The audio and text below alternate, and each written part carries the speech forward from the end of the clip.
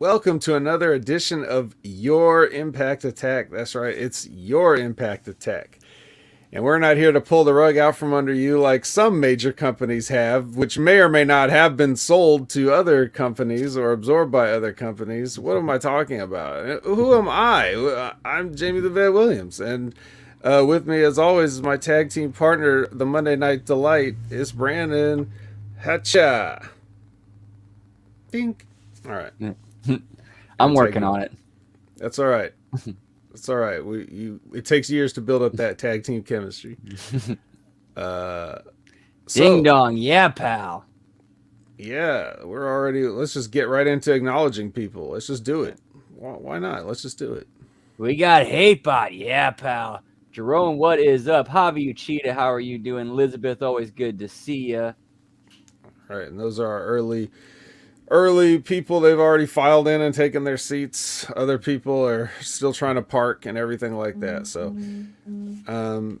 yeah, we've. Did anything happen this weekend? I don't. Probably nothing, right? I didn't hear anything going on. But yeah, so we had WrestleMania, and what that means for all of us is that every wrestling company that exists is like, what? The biggest wrestling show ever on the weekend. Let's all do our wrestling shows too, So there was plenty and plenty of stuff to watch this weekend, including even some Impact stuff. I mean, it's not the worst thought process in the world. Of wrestling is a hot topic. Why not try to get in there and get your cut of the or slice of the pie? No, I can't blame them. You can't just ignore it. At the same time, you also have to think like, oh, WrestleMania, I don't care about that, but a bunch of GCW shows, I'm into it. Like, I guess it works. It works for them. But I think that would probably work with or without WrestleMania. Is it? Would you say it's the season that hypes people up for wrestling, and then they just don't watch WWE or just are content to just hear about it, and then they watch whatever wrestling they want to watch? Or do you think people really do try to fit as much in as they can? The hardcore wrestling fans, I think they really do try to fit in as much as they can. I think there's like different varying grades of wrestling fan. Like the ones that just like they can't get enough, like they'll devour whatever they can get their hands on, which there is plenty for them. Yeah, there is plenty. And, being the dutiful, media general that I am, I had to consume as much of it as I could. And so that includes both nights of WrestleMania, NXT Stand and Deliver, a Ring of Honor Super Card of Honor, and Multiverse United. What was another thing that happened this weekend? I don't know.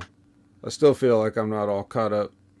I feel like there was more, but yeah. So interesting offerings from Impact this weekend. They had a joint show in New Japan, which I'll be talking about. Did you happen to catch any of that?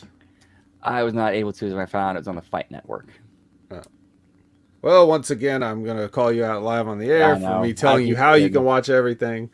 But if you just admit that you absolutely didn't want to watch it, I would be just as happy with that too, because let's face it. I keep forgetting that website or whatever to find the. But I think I think there really won't be too much to talk about in terms of both the Impact show this week, which is all about hyping up this special event, and the show itself, which I watched. Not really a lot of I need to go to detail on. So I guess this is another opportunity for everybody to think about what they want to talk about. So what do you want to talk about? that, that, that's a big story. The Yep. non-Cody being WWE champion thing is a big deal. But we I guess we can get the main business out of the way. first, or we can talk about the sale of WWE to be merged with the UFC under Endeavor. What a bizarre day that we never thought we'd see coming. What did you think immediately when you heard that news? Uh, I mean, we kind of knew a sale was coming.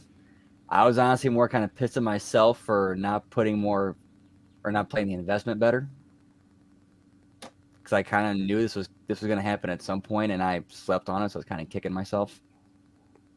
Yeah. But this is probably the biggest, if one of the biggest, if not biggest, wrestling news story of ever.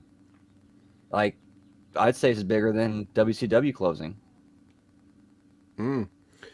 Did you happen to see the little clip of Vince McMahon and Ari Emanuel talking about the sale? I did not see that, no.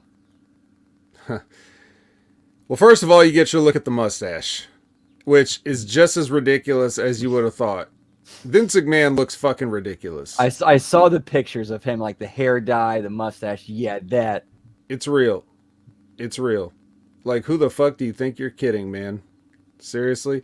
And then he goes on there, and they're asking him questions and saying stuff like, you know, why now? Why are you selling? You know, you are the guy asked the question I've been asking and everybody's been asking.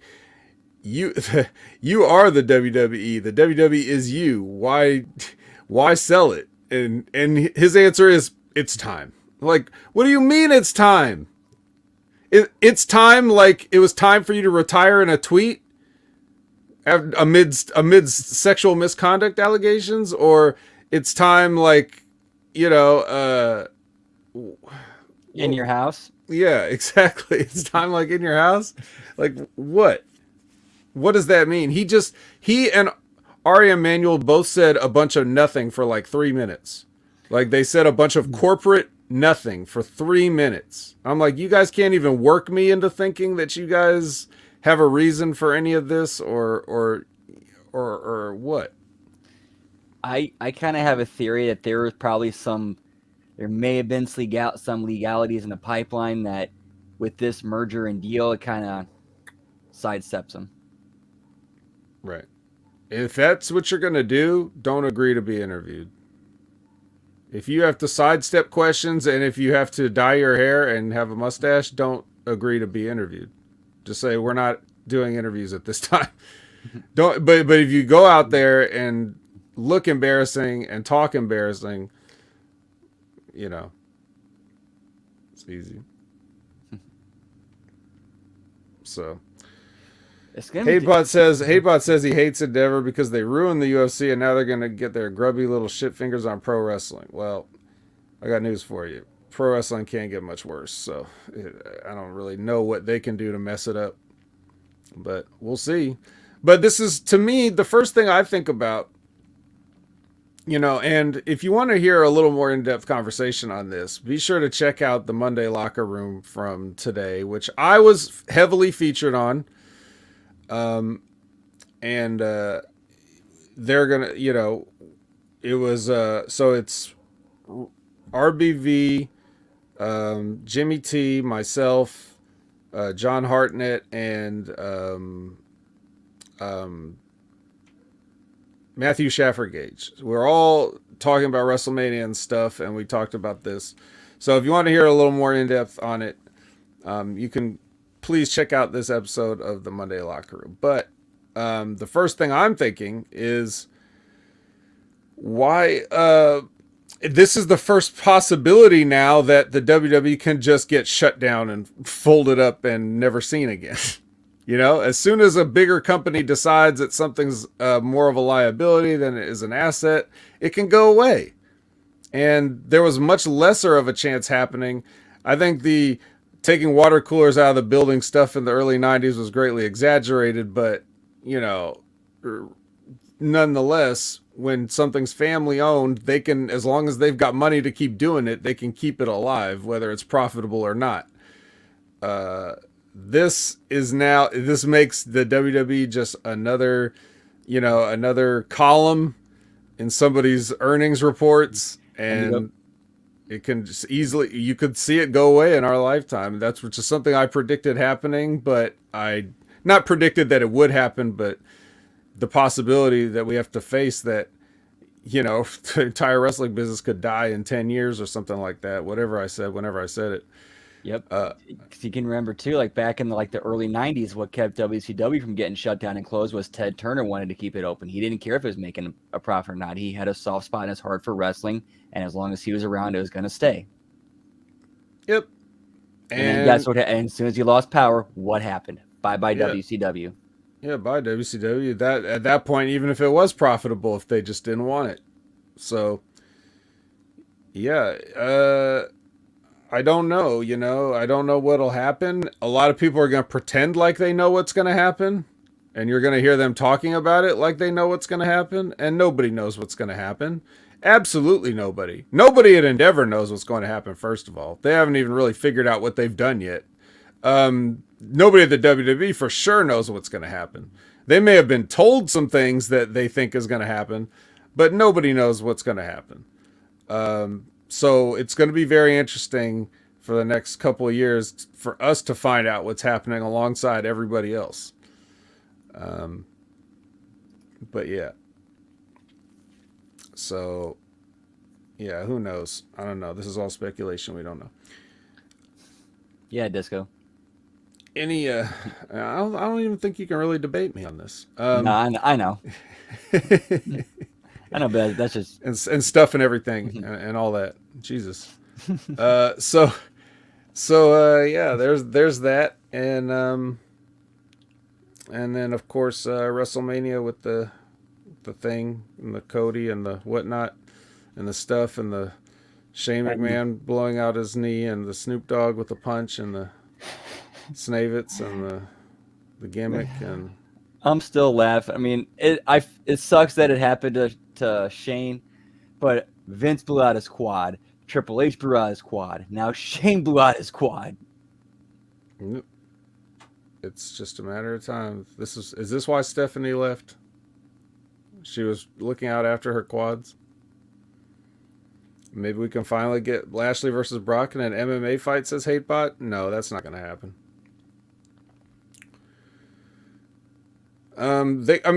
Think about the guys that are just like in UFC on a day-to-day basis as fighters that turn down fights. That they get offered fights and turn them down. You really think that they can somehow get those guys to actually fight? Brock Lesnar ain't trying to fight nobody. He wants everybody to think he's cool. He doesn't want to get exposed. Liz says, from the ACT chick on the 49% of a merger, 6 to 12 months, they get rid of redundant executives and get rid of Vince Kenny McMahon. 12 to 18 months, nothing happens, and then all the shit hits the fan. Just saying, we have to look at this real possibility now. It seems like, if you just look at the rest of the world, even besides looking at wrestling and sports and stuff, you just look at the rest of the world, companies are making all kinds of acquisitions and mergers and other things only to just say we're not making enough money and shut things down. Like it's almost just like, what are we doing here? It makes no sense. The whole concept of money is made up. I don't even know why we have to, go through this pretense, but we're stuck in it now. I don't know. So we'll see. But I guess we should probably just talk about Impact for now.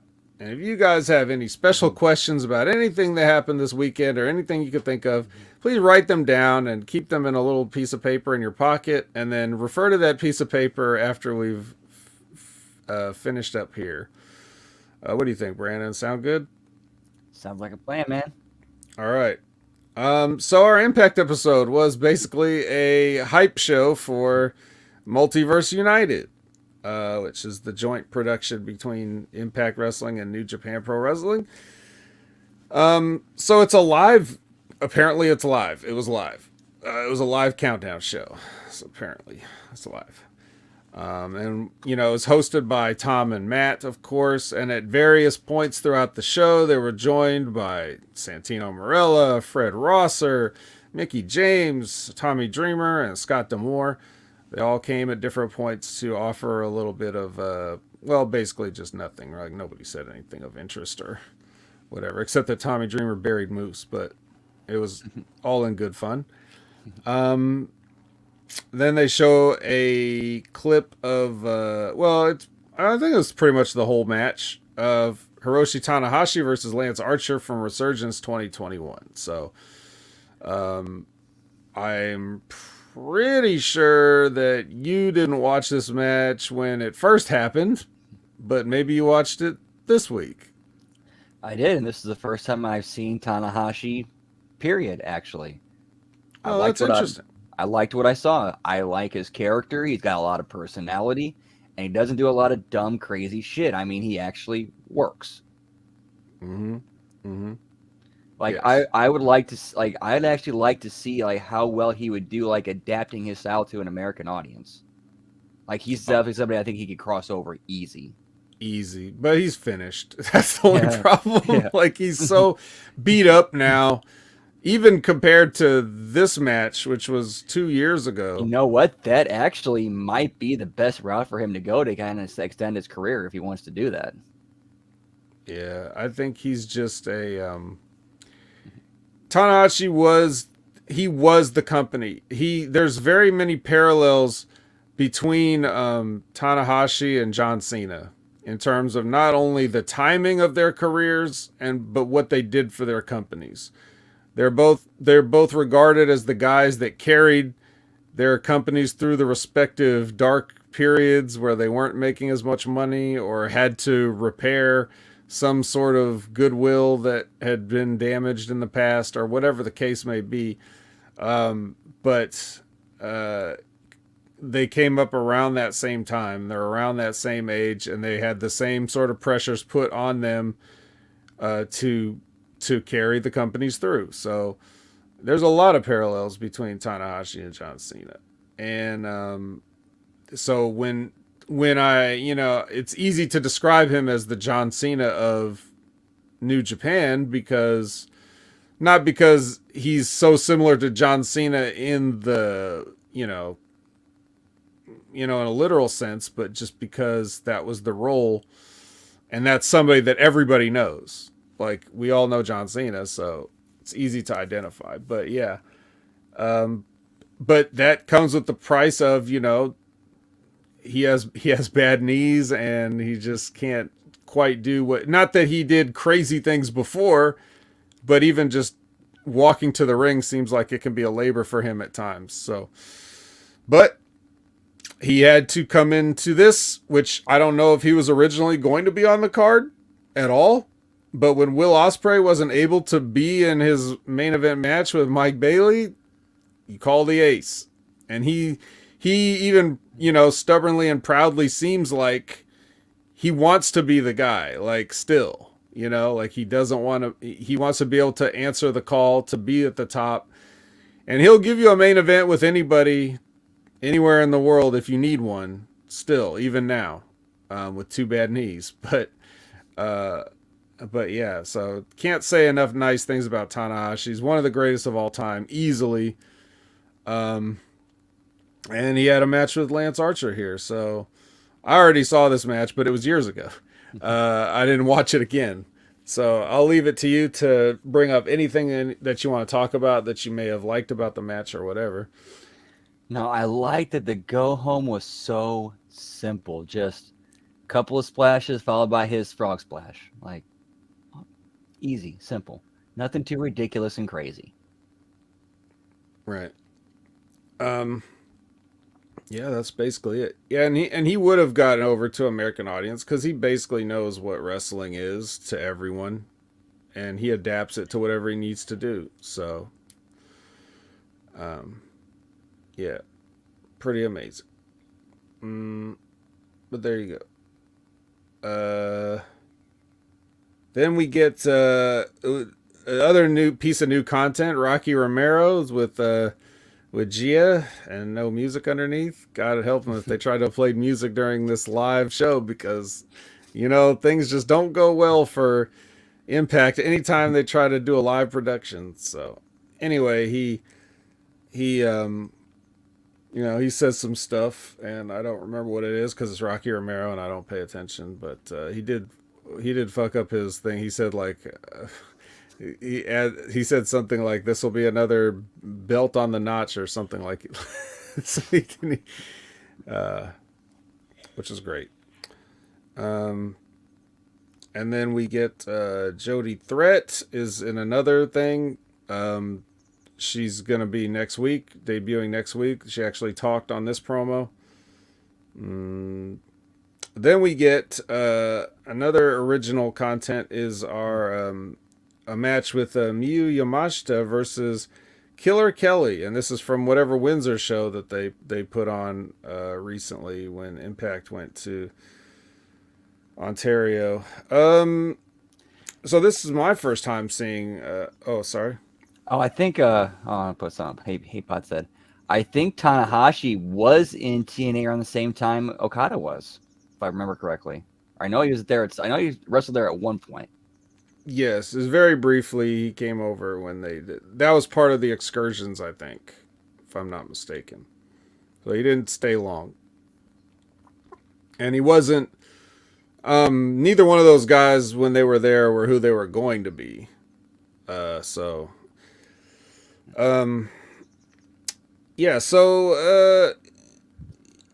Yeah, Miyu Yamashita. Never seen her before. She's from Tokyo Joshi Pro Wrestling, which is the joke version of like a real wrestling promotion like Stardom or something. They're like the DDT adjacent women's promotion. So you get a lot of terrible wrestling and wrestlers from there. However, not having seen her before, she did not seem terrible. So she might be one of the serious ones. This match was not bad in my opinion. I thought they both, had a decent match and they both look good. Sometimes Killer Kelly doesn't look that good. But she didn't look bad in this one. So pretty physical. The crowd was into it. And Miyu was over with the skull kick. That's what they actually called it. It's a kick to the skull. So it makes sense that they would call it that. I'm just glad they went home with a kick to the head like it actually finished somebody. Mm-hmm. Yeah, it doesn't happen often. But I guess that's... you can always say, well, my kick to the head is actually the best one. That's why nobody else loses. Sorry, Usos. So yeah. Any other thoughts on this match? It's one of our only two pieces of original match content. I thought this is definitely the best match I've personally seen Killer Kelly have. Yeah. Like she needs to do this more. Like she showed me a lot more in this match. Yeah, well, a lot of times, just because of their mindset and the way they were trained, the Japanese wrestlers just really bring it, and so sometimes you really step up your game when you're in there with somebody just because they're a Japanese wrestler. I mean, sometimes it's just simple as that. So maybe Killer Kelly wanted to be the shits, and she just wasn't allowed. Oh, that's not nice. No, I think that look actually the toothless thing kind of works for her because it makes it look, it kind of adds to the whole like sinister vibe to what she's trying to do if that's what she's going for. Maybe she probably just doesn't want to get her teeth knocked out. Yeah, she wears a mouth guard. I mean, she's not the only one. A lot of people do. All right. I think it actually works for her, my opinion. Yeah. Well, yeah, anything to give her that grime, that extra grime feel, which is clearly what she's got a more sleazy overall aura than than many. So anyway, next we get well, I don't know if it's next, but I only had things that were original listed in my rundown here. Moose with Gia and no music underneath. He basically says this is some more of a casual Moose promo, I guess. It just seems like he just wandered in and was like, whatever. He says that Jeff Cobb's going to find out why he's the wrestling god. So that's a sneak preview, and I'll tell you whether Jeff Cobb found out or not. But yeah, it's Moose, and I'll take it. If a Moose wanders into the shot, I'll take it. So, and then the main event was Josh Alexander versus Kenta for the title. So now we've seen, you've seen glimpses of Kenta here in Impact, his 6-man where he rightly didn't do anything, and maybe another 6-man. Like I think that's the 2 times you may have seen Kenta before. Now you're seeing main event Kenta. So another interesting proposition. We get to hear Brandon's take on the legendary the Kenta. I thought his character came across like, again, this is just like, to me, this is how his character came across, just like a total like dick who doesn't give a fuck about the dude. He's gonna kick you and hurt you. That's correct. That is correct. I mean, anything else? We kind of. I mean, definitely like more personality, and just if he would have done this more in the WWE, I think he would have gotten a lot further. Yeah. Well, the thing is, in WWE, sometimes you're not allowed to do anything. True, and plus he's also at a period with Vince, or just the way things were run at that time, which are, who knows what they're going to be like now. Yeah, who knows? And of course, there was the whole, he was the big signing, but then Asuka came in and Shinsuke came in and he got hurt, and then he wasn't the new cool signing anymore. So he never really had a chance to see what he could have done, but I think they probably would have, whatever he learned in that period of time, he's definitely used it to broaden his horizons and become a more well-rounded performer. So I really have enjoyed his stuff. I always watch him whenever he's on screen now because I don't want to miss something great that he might do. But in this match, he basically just kicked the shit out of Josh Alexander for a while, which was pretty good too. I don't know whether the commentators were just trying to sell it or if they really believed it, but I think Tom at least was like, he's like, God, I don't know if Josh Alexander's ever been in a match that physical, and he might be right. Yeah, it was, I don't know. I wonder if any of this, because I didn't see anything in the match per se, but I wonder if any of this helped contribute to whatever ended up, causing his tricep injury. Just more wear and tear on it. It's not like Kenta has any moves that are going to hurt your tricep, right. but everything you do in a wrestling ring or not is a straw that breaks the camel. A straw that could break the camel's back. Shane McMahon found that out, that you can't just not do things for a while and then simply do a leapfrog and land correctly. You could easily get hurt. So yeah, but yeah, physical match, and that has concluded our our Impact Wrestling episode portion of the show. So Multiverse United is the show that they're trying to get us to watch, and we had let's see, I'll get my notes here. We had Johnny LaQuasto was doing the ring announcing, which is cool. He's worked in pretty much all the major companies in some aspect, and and he follows me on Twitter for whatever reason. So, sure, I'll take it. And we had Tom and Ian Riccaboni from Ring of Honor are calling the matches on this show. So a little slightly shake up on the announced team. And then they have like a they said a pre-show match. I don't know. It was Yuya Uemura versus Gabriel Kidd. Gabriel Kidd's. Didn't we just watch the pre-show for 2 hours? Nope, we had another pre-show or a dark match. It's a dark match, but I saw it, so it wasn't dark. I don't know, I don't think people know what dark matches mean anymore. AEW's got a whole show about them, 2 shows. But yeah, dark match used to mean you didn't see it unless you were there. So, yeah, whatever it was Uemura versus Gabriel Kidd. Gabriel Kidd's another young lion that went through the system, but he's some British white guy. He's not like a whatever. But they had a match. It was a match. Yuya is up with the top rope fly cross, just like the Tanahashi that he is. It's clear that they're trying to like ready another Tanahashi because between Umino Shota and Yuya Uemura, they're just having a couple of guys grow out their hair and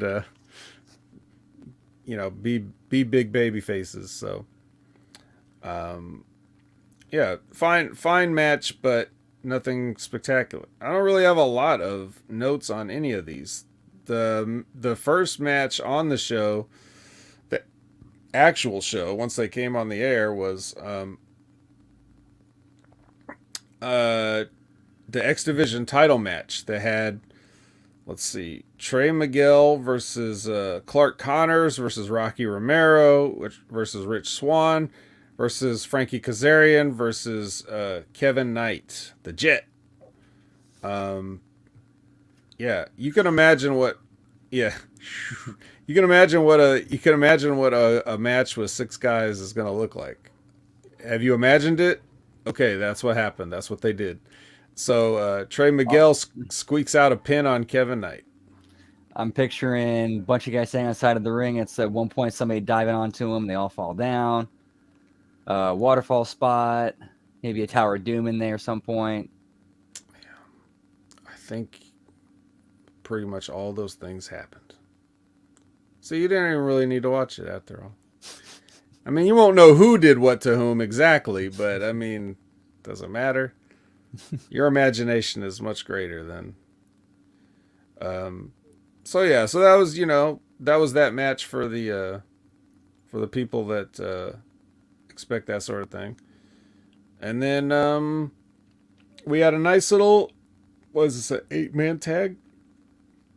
Joe Hendry, Filthy Tom Lawler. Oh, put your hands down. You're not going to believe this.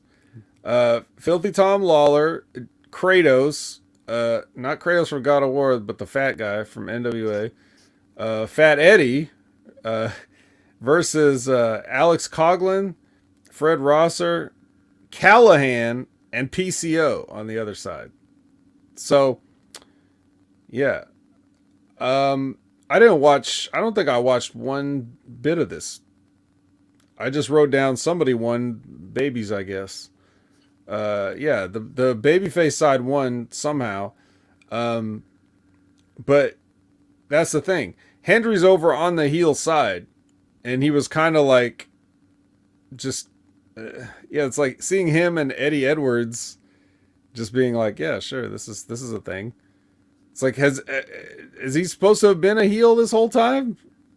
Nobody, he didn't get the memo, or Impact didn't get the memo, or the fans didn't get the memo. I don't know. Yeah, Liz said, did the ring collapse for all the fat people in here? Yeah. Well, most of the other guys were small enough that it didn't matter. Yeah, wouldn't it have made more sense to flip who Callahan and Hendry? I think so. But for whatever reason, they didn't do it. Yeah. I mean, I apologize for my disinterest in this. It's not providing great commentary for the people that were hoping to hear about it. But that's kind of how this show made me feel. Like it was not a fancily produced show. Um, it seemed very guerrilla, so Like, hey, let's get something out for the sake of getting something out. yeah. So I mean, and nobody really cared about this match anyway. I mean, how could you? Nobody really. I don't think this match was on the marquee at any point. I think it was just something that they were like, people were finding out it was happening as it was happening. But just to get people in a match. The next match I did watch because it was Moose versus Jeff Cobb. Now, if you remember, they showed like a package on the Impact episode for this match with Moose talking about Jeff Cobb and everything and whatever. Well, they tried to show that package again, but because it's Impact and because it's live, the audio was completely distorted and did not come through. It would be like, God, what was it like? It was like watching scrambled cable when you were a kid. Remember that? Like you're trying to watch the adult channel and it's just like smack the TV, play with the antenna. Yeah. So there you go. That's kind of how it was. So I didn't even get to see this promo until I went back and watched the Impact episode, because I watched that earlier this morning and I watched Multiverse United more close to when it happened. So I had to wait to see the backstory on this match. Did you ever have to back in the day put the tinfoil on the antenna? I think I don't know if I was the one to do it, but I definitely remember trying to adjust the antenna. Some kids are like, "What's an antenna?" Oh, the 90s. Yeah. Dude, I remember trying to hook up my parents' Atari to a TV using the little fork, the little metal fork shaped UHF and VHF screw holes on the TV. It's like the TV had screws on the back of it, and you had to like stick this fork under the screw and tighten the screw to hold it on there as a connector. Man, that's going old school. That's crazy old. I am incredibly old. But yeah. So next, sorry, I didn't even talk about the Moose match yet. Okay, skipping ahead. Yeah, Moose versus Jeff Cobb. Well, these guys. What's good about these guys is that they are big boys and they are very athletic. So, taking turns drop kicking each other. Jeff Cobb's not that tall, so it's not that impressive to drop kick. But we know Moose can drop kick a tall person, so. But when Jeff Cobb throws a drop kick, that's pretty impressive too. And his standing moonsault and all these other things. If you don't know who Jeff Cobb is, I mean, he was, well, as Disco used to call him, Monster Masastas. Matanza Cueto from Lucha Underground, which was funny in and of itself because if you remember Lucha Underground, when Dario Cueto had like I guess he kept his brother locked up in a cage or whatever most of the time, and you never saw him. But when he was when you saw from the perspective of the cage and you were seeing Dario Cueto, it was like he was looking up at some 10-foot tall monster. And, it's like it was from the perspective of a 10-foot tall monster. And then when he finally makes his ring debut or whatever, it's just this guy that's like 5'7". And you're like, oh, I picture somebody much larger, like 10 feet tall.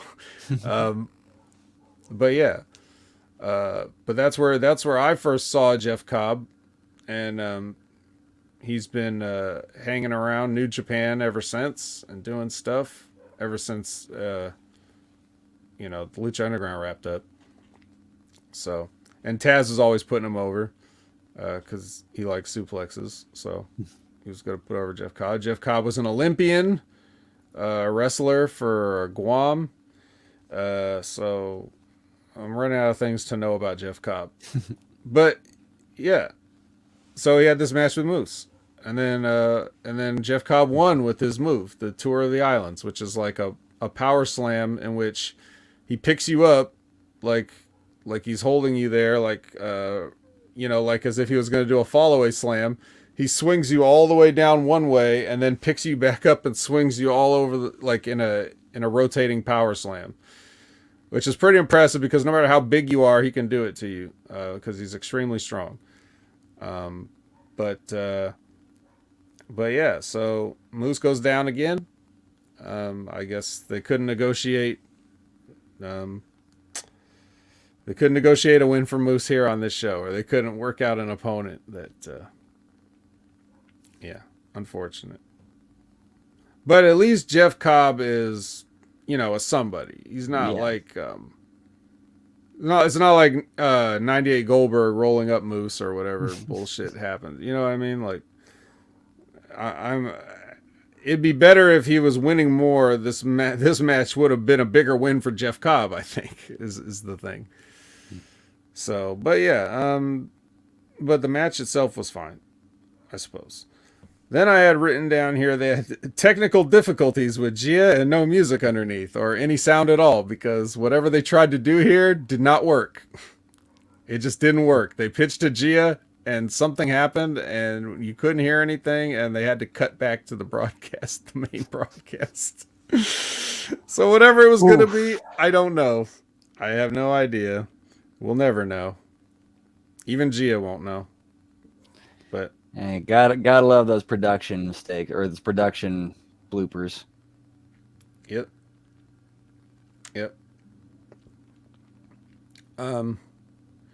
Hatebot says couldn't beat Kenny Omega, but could beat a guy 3 weight classes above Omega. Well, first of all, Moose couldn't beat Kenny Omega either, so that checks out. Second of all, Kenny Omega's a main eventer, so it wouldn't make sense anyway for Jeff Cobb to come in and beat him. So we get a contenders match with Mickey on commentary. This is Masha Slamovich versus Giselle Shaw versus Deonna Purrazzo versus Miyu Yamashita. So this is actually the first time I saw Miyu, but in a 4-way match, you don't really get the same. I couldn't really tell as much what she was capable of because she got lost in this. I got lost in this. I checked out. I'm sorry. I'm looking at this and I'm just like, I want to watch it, but I don't know what must have happened. Maybe I had some other multitasking going on and too much stuff to cram in this weekend. So again, I apologize. But I did notice that Deonna hit Giselle with the Queen's Gambit and she's going to be the #1 contender for Mickey's title if Mickey is able to go. If not, it's going to be Deonna versus Jordynne Grace for that championship. Oh, yes. Yeah, do we want to address that? We might as well address it because I had forgotten about it due to so many things happening, stuff like this, and then all of a sudden you hear WWE getting sold and you kind of like stuff gets pushed down the memory pile. I'll let you address this. Well, shit. If he really was behaving that way, yeah, I totally understand. Like that's not how you talk to people. That's like and I've been hearing too, like if this, where's the video of it? Where's the witnesses?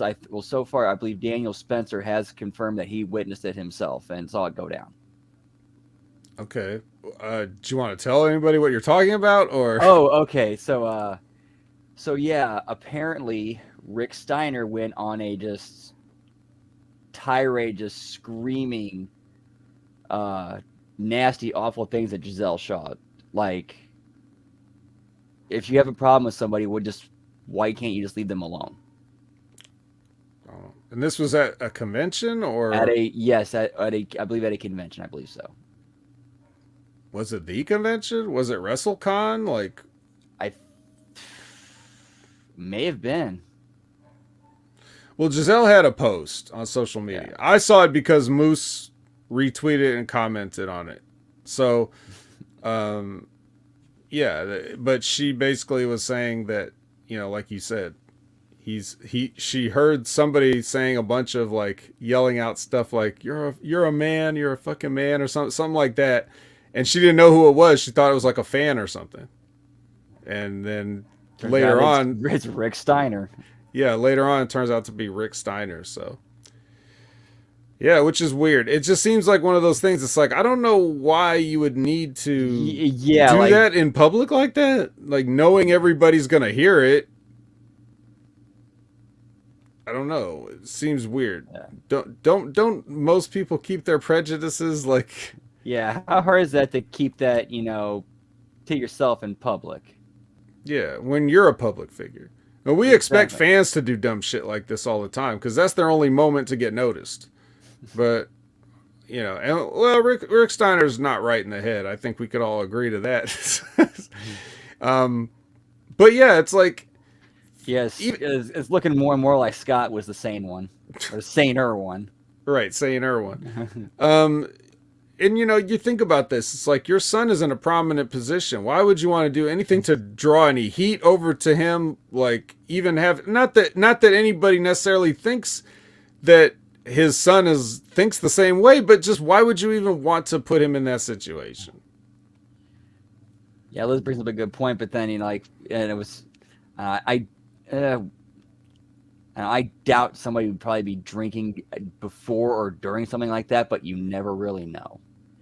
But that could be a reason why. But. Liz says I could see it happening at a bar when you've had too much to drink. Then you're like, yeah, that makes sense. The switch is off. Hey, well, I can also confirm. I can also confirm some stories secondhand about certain people that may or may not be from nature. That tell you what they really think about black people when they're drunk. So take that for what it is. So there is something to that. But anyway, that's very unfortunate. And I don't, like I said, I'm not going to really feel strongly one way or the other about anything that I wasn't there to see, but just something to keep in mind. It's too bad that Giselle had to go through that anyways. Moose, the tweet that Moose said was that is like, am I going to have to slap the shit out of an old man or something like that? Like lucky I wasn't there or something. So I was like, I don't know, Moose, I think you might've been there. I mean, why would you have been someplace different than where she was that weekend? But anyway, so yeah. So there that was a little piece of news we forgot about. And plus, what business is it of his anyway? Of course. Can't we just go back to the good old days of just talking shit about people behind their backs like a good civilized human being? But yeah, it's weird. Very weird. Speaking of weird, no, this wasn't that weird. I can't transition that. It's Ace and Bay. Unintended. Yeah, Ace and Bay with Gia and no music underneath. The technology is working this time, so we get an interview from the two guys. I don't know if this was what was supposed to happen earlier or if they just said, "Nah, fuck that, we're not doing it," and then just moved on to this. But either way, yeah, nothing amazing. They didn't say anything amazing on their promo. Then for the Impact Tag Team Championships, it was the Bullet Club versus Aussie Open versus Motor City Machine Guns versus TMDK. And wouldn't you know, Bad Dude Tito got folded again. So Bullet Club retains the Tag Team Championships in a match that has people doing stuff. Rick thought he was yelling at Jordan Grace, says Hatebot. Now that might make more sense. Giselle was just walking by like, what? Is he talking about me? Typical diva thinking everything's about them. He's trying to yell at Jordan Grace. Oh, man. Oh, we have to make fun of this because we're going to cry if we don't. Kushida versus Leo Rush. Now, Lio Rush is stepping in for Josh Alexander here. This was the match that was supposed to go down, so they called a Lio Rush in a pinch. And they had a fine match. It was a nice match between the two guys. Lio Rush does tap out to the hoverboard lock in the end, but it was nice of him to fill in. And so if you're having a Kushida go over, why not have it be for the spot against Macklin? Because that's already done. It's like it's a made match, right? Oh yeah, that's right. Because it was supposed to be. That's right. So this was supposed to be a title match. That's right. Yeah. Right. So this is just like a bonus exhibition match, and it's going to be Macklin versus Kushida at Rebellion now to decide the title. So it makes sense because why should Kushida get ripped off because Alexander got hurt, or get shafted out of a title shot? Yeah. It's more. Yeah, just look at it as a tune-up. Even though I wouldn't, I would hesitate to call Lio Rush a tune-up, but nonetheless. Then we had Minoru Suzuki versus Kenta for the Strong Openweight Championship. These guys are just at this point. Minoru Suzuki's just gonna get in there and throw chops and forearms and stuff like that. He's gonna kick punch most of the time at this point. I'm sure Kenta's fine with that.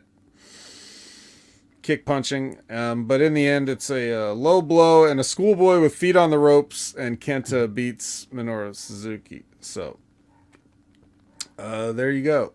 And finally, stepping in for Will Ospreay is the great ace of New Japan, ace of the universe actually, Tanahashi, taking on Mike Bailey. So I was wondering, like, all right, is Mike Bailey going to beat the shit out of this poor, like, trying to work, trying to put on a show, old man here, Tanahashi? Is Mike Bailey going to take it easy on him? But he didn't really take it easy on Tanahashi, but Tanahashi knows, he knows what to do. So he was able to put on the entertaining main event match that he was called upon to provide, and he goes over with the high fly flow splash. So Tanahashi comes in, gets a nice win, and he would then head over the next night to Super Card of Honor and have a match with Daniel Garcia of all people. Just the existence of Daniel Garcia has become so ridiculous that he's almost getting over with me. Like I'm every time I turn on AEW and this fucking guy's on, I'm just like, oh my god, he's still here. I gotta watch this. Like it's gone so far. It's gone so far in one direction that it's like now looped back around to being like almost good. Hatebot says, tell me he didn't lose to Garcia. He did not. He beat Daniel Garcia with a high fly flow, just like he beat Mike Bailey. So Tanahashi's out here putting motherfuckers in the ground like they belong. All right, so big win for the Ace to send the people home happy. And that was Multiverse United. Like, I don't have a lot of details on a lot of these matches because they didn't really require them. Even the ones I paid attention to. Like, I watched Tanahashi versus Speedball.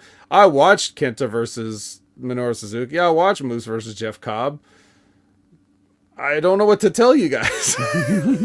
Like, they were matches. I watched Lio Rush versus Kushida. Like, they had good matches, like I can't, I don't really have any of the critiques, like when I can pull back and like try to explain something philosophically or whatever. They didn't put on the kind of matches that I can really add anything to, unfortunately. Not good or bad. They were just like middle of the road. I can't super praise these matches either. Like, they're just like they were probably much more served to the live audience their purpose. You know, being in that building with the energy there and the people being excited to see guys they don't normally get to see. And again, this is like, you know, they promote this as a New Japan crossover, but this is like a skeleton of New Japan. It's not like the real New Japan. And this kind of more of like something that's more for a live show than for a televised audience. Exactly. It just so happens that they're broadcasting it, but it's really an event for, you know, the whole WrestleMania weekend thing. But like I said, you know, I wonder how many people hear me talk about New Japan and put it over on here, and then anytime what they see, it's like one of these type of things, and then they think that that's what New Japan is, and like, this is not what I'm watching. I'm not watching this stuff. I mean, I am watching it, but that's not what I'm trying to put over when I talk about New Japan, or anytime I espouse the greatness of New Japan or the superiority of New Japan. I'm talking about the productions they put on and the roster that they use. Their main roster that they're not going to send anybody over from, and that they're going to get hurt doing something stupid, you know, one of these fucking shows over here. You know, I can't tell you the last time Kushida has actually been in Japan on New Japan. Tanahashi's in New Japan, but he's also like he's not quite at the level that he once was. So he's kind of he is like in a John Cena role now, where he, you know, not that he makes special appearances, he still goes on the road and everything, but he's not going to be like winning every single match there against the top guys. He can. You always believe he can win on any given night, but that's not what he's not still like in their rotation of true top guys. Basically kind of like on that coming like on the downswing from his peak. I'm sorry, who at his peak? Yeah, sorry. So you're kind of saying it's more kind of like on the downswing of his peak? Yeah. He's still at the like, he's at the living legend status. Right, like he's already like, he's still at a high level, but he's kind of on the other side of that level. Yeah, they're using him to get a quality win for other people, like at times. Yes, I totally get that. Like but they're not jobbing him out completely. Right. And using him to elevate others while still keeping him strong. Yes, I would argue they could keep him stronger. The point is, they're willing to send him to a show like this because in a situation where they would have sent Will Ospreay, they want to give a good substitute. Hey, RBV, thank you again for the wonderful show earlier today. Be sure to check that out, channelattitude.com, guys. It was a really fun time. Yeah, he's like, because he's a makeup, you know what I mean? It's like we're sending a substitute, so we got to send you somebody good. But they probably wouldn't even always want to send a guy like Tanahashi over. And I guess he figured like, well, while you're over here, why don't you come do Ring of Honor too? Like, you know, just it's like one of those type of things. But yeah, like most of these guys on here that I'm looking at, like, okay, Yuya Uemura is on excursion right now. So this counts as his America excursion.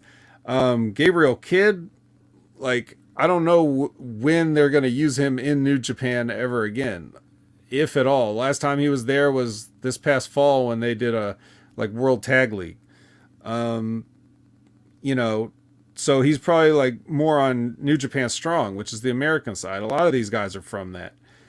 Clark Connors, you know, American. Rocky Romero, American.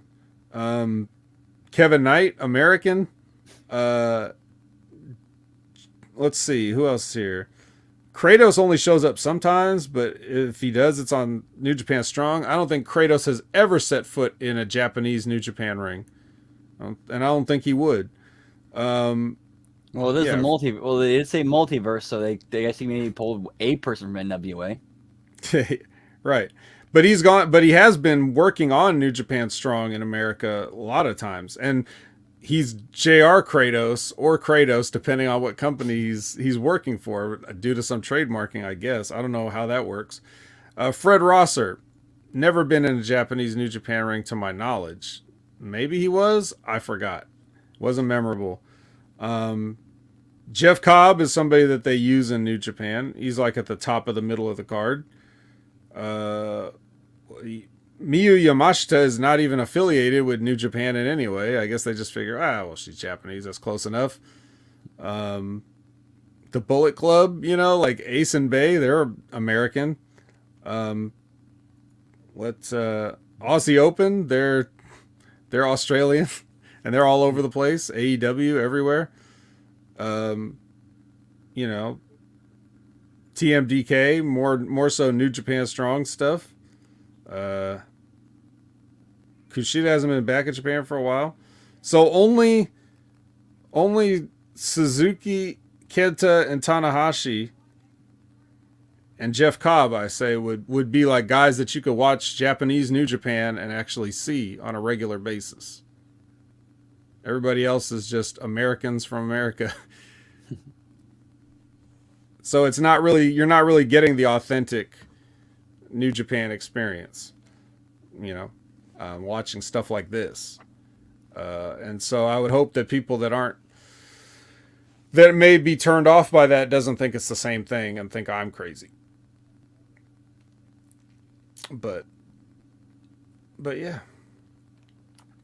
So that was that. And now's everyone's chance to talk about things that they want to talk about, if they'd like. Liz says Riddle's back on a scooter. That's nice. Are birds still flying from his crotch? They do all kinds of things that fly out of his crotch, man. They get all kinds of little augmented reality animals to fly out of Riddle's crotch. But yeah. Which reminds me, I've got to... Speaking of Japanese New Japan, they've had a couple of shows I wasn't even able to watch yet because of all this other stupid wrestling. I just don't have to worry so much about the spoilers, so I can put those off a little bit longer, and then I'll cram them in all tonight.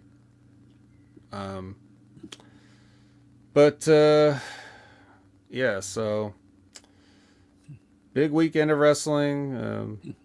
Lots of stuff. I'm trying to vamp for time in case anybody does want to talk about or ask something. But I'd be just as happy to get the hell out of here if nobody has anything. This is definitely a pivotal weekend in wrestling history. For nothing else, the WWE sale. Right. Yeah, it's just so big you can't even really. So bizarre. You think about all the all the micromanaging Vince McMahon's done over the years, and all the control that he seems to have coveted, this level of power and control that he abused in many different ways. And you can make the argument that, some crimes against humanity aside, like, it is your company, they are your toys, you can play with them how you want to, it's your business or whatever. Well, that's not the case anymore. And I don't see why anybody would want to give that up. One of the things that I had sort of like posited was that maybe he got some health news and he knows something we don't know. And now he's like looking at what really is the next step, because whenever he shows up in public, he doesn't particularly look healthy. He does look like an old man. He doesn't look like he's, completely pathetic yet, but just he's getting there. And I'm talking about like physically deteriorated. I don't mean like like just on the surface with his fake hair color and mustache and shit. Yes, he absolutely does look pathetic, but yeah, like how maybe if you're terminally ill and the doctors have only given you a certain timetable, then you start thinking about, I need to sell this thing just so I can have one more victory. Yeah, look how much money I sold it for, or something like that. Other than that, I don't know why you would ever want to. He doesn't have a life outside of this, so I don't really understand what would be the purpose?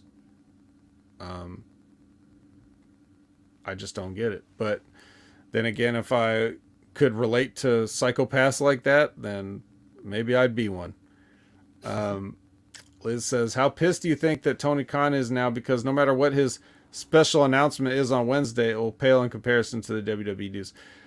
Probably not that pissed, because he has a special announcement every Wednesday, so he's kind of hot-shotted his own special announcements into the ground. Man, every time he says that comes out with a new special announcement, I just keep thinking back to Randy Orton's comment of Jacksonville, Dixie. Jacksonville, Dixie. Yeah. I mean, think about it. I think Tony Khan's last major announcement was this fucking reality show that they had, the All Access show, which got less viewers than Rampage does. So that means that people were watching Dynamite, because this Jim Cornette broke these numbers down with Brian Last, I think. Dynamite ended at like 700 something, by the end of it, that people had tuned out. So they probably lost over the course of the night like 130 some thousand viewers from when they started. And then half of those people were like, that's enough, and weren't going to watch the brand new reality television series. So there you go. I didn't even watch it. Can you believe that? Me. Because I forgot. And my DVR didn't record it. So I'll have to go back and see if it's on one of these websites that you can watch things like Multiverse United on. Pretty sure it is. Although I'm sure Tony gave his blessing for -1 to appear at WrestleMania. Like, yeah. Tony's he's not going to say no to that. Right. Why would you? Why would you? I don't know why you need Buddy there, but fucking stupid. I think he's more there with his girlfriend.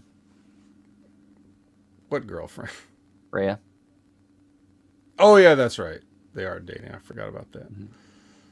For some reason, I was like, "You're not just let him in because he was in an angle with the Mysterios a couple years ago, right?" Although, so somebody pointed him out there, and then he, and without missing a beat, he replied, "Yeah, I'm also sitting next to Aaliyah." Right. That's funny. No, but that's cool, right? Like, I mean, just everybody get over yourselves. These are the kind of things that you wouldn't get, in like 3 years ago, right? Like you wouldn't see that. People would have heat for this. It's like, can we just stop with all this? Like, can't we just really? It shouldn't be any less heat. There's no competition. You're not in competition. You're not even on the same nights. What are you doing? Can we all just grow up a little bit? Worry about making the best product possible. Right. And you all need to worry about it. Like, seriously, you all need to worry about that because you're not doing it. And if making the best product possible means working out deals with other companies with talent trades and doing cross-promotional angles, go for it. Yeah. I said that earlier when I was on the locker room thing. I said one thing that could be very exciting if they want to go that route is when we were talking about enforcing the independent contractor status. Like, are you going to now that there's a new parent company, is this going to be like, all right, look, we got to, if you're going to call them independent contractors, they have to be independent contractors and they have to be able to pursue their own outside interests and stuff like that. You can't just do your carny, oh, well, you signed a contract bullshit. Like, now you actually have to live up to it.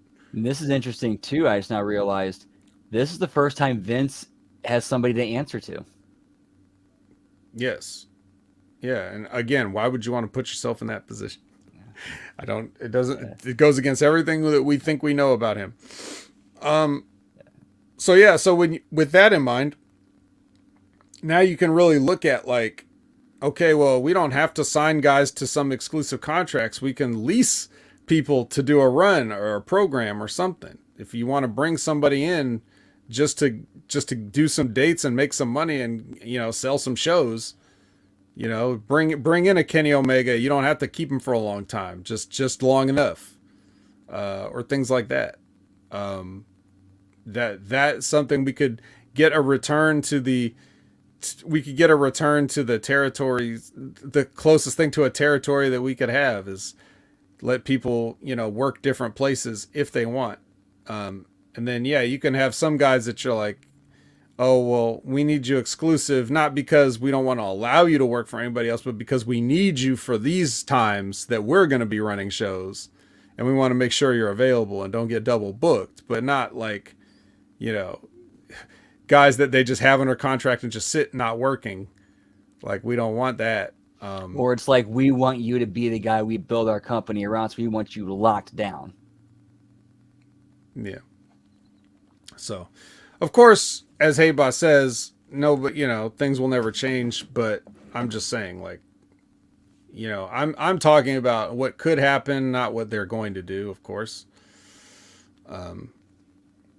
it's not about, but it's not about like unions or anything like that either. It's just about saying, like, if you're an independent contractor, you work for who you want to work for when you want to work for them. That's what that means. If you're not going to let them do that, then call them something else. But then you gotta change, how they're classified in your company. This stuff's all way above my head, and I really don't care. But I'm just saying what it would be nice for the other guys to just not have that iron fist over them in the way that they were, squeezing them on the stuff like the Twitch and those type of things, or maybe outside sponsorships or stuff that they can get for themselves, Yeah, I liked Ben's idea with it, where it's saying, like, work out a deal where WWE gets a cut of that, because you are kind of using the machine that helped get you famous to. So they should, and I do agree, they should get a cut of that. It just, whatever the agreement between the two parties is.